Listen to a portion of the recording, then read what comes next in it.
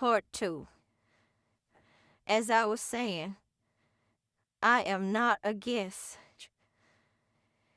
anyone personally, but the time has come for the truth, for this is the last and final battle. And if we only could understand, if you read in, is that Luke, where Christ was talking to the rich man and to Lazarus, and the rich man, after he had his luxuries and riches and felt good and lived here and had everything he wanted, and Lazarus was poor and impoverished and suffering, had sores, the dog licking, he'll be hollering because that hurt so bad, and the dog would be licking his sores and wounds. He had nothing to eat. He was starving, hungry. He couldn't walk, couldn't work, couldn't really do nothing but cry out to God the best he could. And the rich man passed by him, and he'll ask, could he have just a little food? And the rich man look at him and try to kick him and wanted them to move him on the outside of his fence, his gates, and didn't want nothing to do with hearing his cry. And so both of them end up, the poor beggar died, so Lazarus, and then a couple weeks later the rich man passed. And this is what the story of this whole thing I am trying to tell the world about. I understand the world could care less about who I am, what I am speaking about, what I'm talking about. It's not important right now to you. But the day is going to come where it's going to be 100% important. So listen up while you have a chance. So as we were speaking on Lazarus, when he died, he went to Abraham's bosom, mean to where Abraham dwelled in the spirit realm, in beauty and bliss, because the spirit world is the one that is alive and real. This material world is almost an illusion. It's more of an illusion than anything. But it's physical. But the spirit, where what we cannot see, is the most realest there is. And where Abraham was, there is greatness. Even when you go to certain parts of hell, they got homes, they got apartment, they got places of work, they got shopping places. I understand people can't fathom this, but some people might can. On different parts of the realms of heaven, the third heaven is where that's the highest where some races and nations can go, because they just six ether. And the nine ether beings, which is the black race, the Hebrew Israelites, they can go higher. Although the other races have to go, that's the third heaven is the one they can go to. But as I was saying, and I want you to understand me very clearly. It might seem like I come off as arrogant. It might seem like I come off as racist or prejudiced. It might seem like I come out as a person who just have chosen one thing.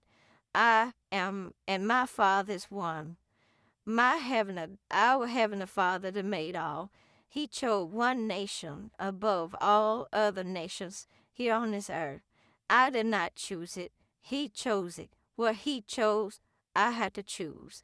What He choose, if you don't choose, you, then you is off, because you is out the door. You is out of eternity, because this God that made all is not going to have the people, fallen beings, or anyone else telling Him what He do with His creation.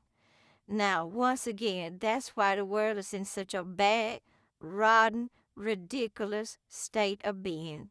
All this sin and every mechanism all this child molestation, homosexuality, homeless, this is not a saying, but it's ridiculous. People on drugs, ridiculous, billions, millions, whatever, can't even stand up, can't do nothing for themselves, but want to be high every minute. Soon the high start going away. Can't eat, can't do nothing. But look for that. It's all kind of sin on this earth. Commit adultery, fornication, sodomy. It just tons and tons of different things that you ought to see for yourself and understand. Dog, why would I want to live in this? Somebody coming, you living your life, the wind blowing outside, you feeling good one day, the sun not gone down, but it's in the evening time. You maybe out there with your family, maybe cooking on your grill, and you feeling good stuff, and then a robber, somebody they want nothing out of life, want to come and rob you. Some of them don't want to kill, but they always bring weapons with them. They not a murderer but God called them a robber and a murderer almost in the same boat. Because sometimes if a robber go wrong, they feel threatened and they kill people. Now just suppose that happen, and it do happen. Suppose that when a child molester pick up a child from walking, they maybe 10 years old, 8 years old, and they got a half a block to walk for school, and they getting those children and doing unseen things to them, then kill them afterward. You rather live on a planet like that. All this economic stealing from people. People work hard all day, but they're scammers. The CEO make millions, and then that little man on the job make only hundreds of dollars. Why is that fair? You borrow money, charge you $500 interest, you $500. That means you have to pay 10 times as much you borrowed. 1,000. Now you got to pay 10,000 back almost before.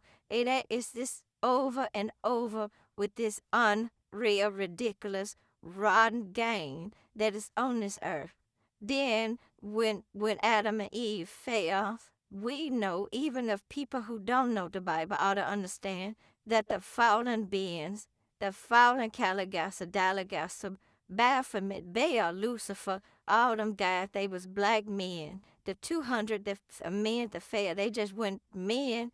Remember, for every set of people, there is a set of females. If you got a set of, just like the 12 apostles, it was 12 women apostles in Christ's time. It's so many lies and this perception. How do you think the giants got together and made more giants? They had giant sisters and brothers. Women just to give birth to no men. That's all they show is men. Men. That's all they show is, as you want the world to have one perception. It's men over everything. There are goddesses over all kind of universes. Women, they are women. You will not tell not one of them, but you'll be dead. You'll be smoke for 1 second and he'll be blown away. This thing got to come to a realization. I'm not talking about no butchers being over no word, no homosexual, lesbian. I'm not talking about no sinful people, period, being over anything. I'm not telling the races of nation, arm yourself for the 12 tribes of Israel. For thief, robber, murder, rapist, homosexual, all this sin and witchcraft, hoodoo, black magic, necromancy, all this sin against the living God. I'm talking about people who repented, who come into the knowledge of the real Most High God, the understanding of the law, statutes, and judgment. All this teaching of trying to say that it ain't, you could go by that one law, you say, not do unto others, do it unto you, something like that. And I know that's a law, but the law of attraction, effect and attraction, it was a young man teaching that, and it's more to it than just that. It's more to his morals, and you come out if you just love, you show love, you do this, and that's out. You have to obey. It's an obedience to living on this in this existence. You cannot just have your way and do what you want. Just like these so-called homosexual having on these miniskirt. One had a brown miniskirt suit on. You got the man jacket on, but it made miniskirt as a skirt out of the same jacket. And he got heels on, thinking he looked good. We don't need that kind of stuff. I understand. You said, well, lady, that's my business. I do what I want. Of course you do. But that is the thing that bringing this world down even more. If you could see yourself, if you could see the demons, if you could see the spell that was placed over you for that to happen, you will understand. But you don't understand because you in your lust. You ain't. God told us not to even fornicate. How you gonna be a sodomizing a person just doing just a rectum, just a hole you using, and put your mouth on or whatever. Yeah, it's nothing with that. It's just a bunch of filth and singing. You could get mad, glad, you could be big mad, big sad, big glad, big road. You turn into a frog if you want to. It don't matter. It don't matter if you're angry with me, frustrated. It's time out for this garbage. You all just seeing on this earth, and you don't want to acknowledge none of you. Hey, I'm big mad because you talking like that. You a threat to darkness. Who in hell want to keep living in darkness? All these children being persecuted every day for their blood and sacrifice and crying out and stuff. These women having abortion. Then my body. You murder. Your grave is your womb. Where your baby will grow. You think you doing something. Then my body. It gonna be your body all right when you get in that lake. I'll joker who this me jet because it's time for all this foolishness to end. I understand you think it ain't no never end. But as I was saying, look like I'm gonna do a part 3, but I don't mind. What I'm saying is I will get back to Lazarus because all this foolishness is got to go. Anyway, so Lazarus died. He went where Abraham was. It called Abraham's bosom.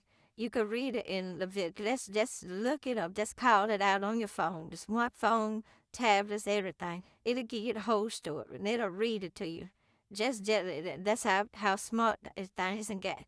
So anyway, so when he went to Abraham, they live in a beautiful world, reality where beautiful grass, that you ain't no suffering, no bug by you, no homosexual thinking they can walk around with skirts or high heels on and do what they want. No nasty child molesters, no drinking blood, no committing sodomy, don't know eating flesh, no none of that crazy nastiness. All this putting flesh, human flesh in food. This world is the help. We in a bad shape down here. Eating each other. They doing that, and we are doing it. They put all kind of bad things in everything. And all the food, medicine, everything. It don't want nobody to say nothing. You just want to do it, and we don't say nothing. You is not God. You didn't make nothing. You didn't make the world. You just are evil vessel that's doing anything, you know, so that's what you're doing. But back to Lazarus. Anyway, did you hear what the king told Abraham, not Abraham, he told that we Abraham was, okay, did you hear what he told him? He said, if someone can get back to my 5 brothers from the dead and go and warn them, don't come to this place. Okay, that is the 100% key, what I'm talking about right now. I need for everybody that's so uninterested in what I'm saying to be interested in that one thing. What Abraham said to him, that they have Moses, the word, the teachings, that they had to get it from that. He said, even if somebody come from the dead or come from a ocean, that you come from a sky, it don't matter where you coming from. You get like I told you, a tree can get up and start talking to you and telling you that you said you was in hell. If you had another chance, if you can warn somebody, please don't come here. And this is what my message is about. It's about that sin, and it's about the children of Israel and obedience to the will of God. I will do a part 3. I am Mary Magdalene, Sophia Christ Mary.